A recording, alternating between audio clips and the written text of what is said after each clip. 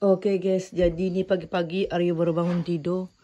Tu pemandangan dia hijau dalam pisang ubi yang Aryo tanam pun dah menghijau. Itu ubi kecil-kecil tumbuh yang pas Aryo tanam sebelum pergi ke kota guys. Jadi ni guys, ini rumah yang belum Aryo kemas. Aryo sepi lagi guys ya, suasana dalam rumah yang belum Aryo kemas. Kita keluar dari kamar.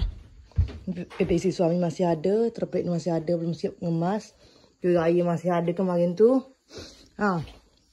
Untuk di depannya asing tu tembuk kena paku.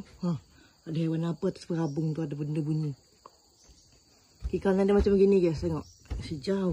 Tu ubi yang baru Aryo tanam kemarin tu guys. Bunga juga lawa. Tu depan dia juga menghijau guys ya.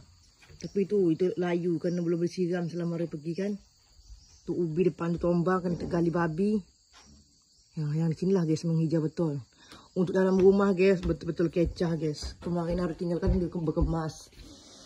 Kena mungkin ada pisang yang lupa Aryo keluarkan. Sangka kita kemarin pergi cepat kejap kan. Rupanya lama. Kunci pun Aryo bawa. Tengok. Bersepah. Nanti kita akan memulainya. Kita bersihkan. Dapur ni juga akan kita bersihkan guys.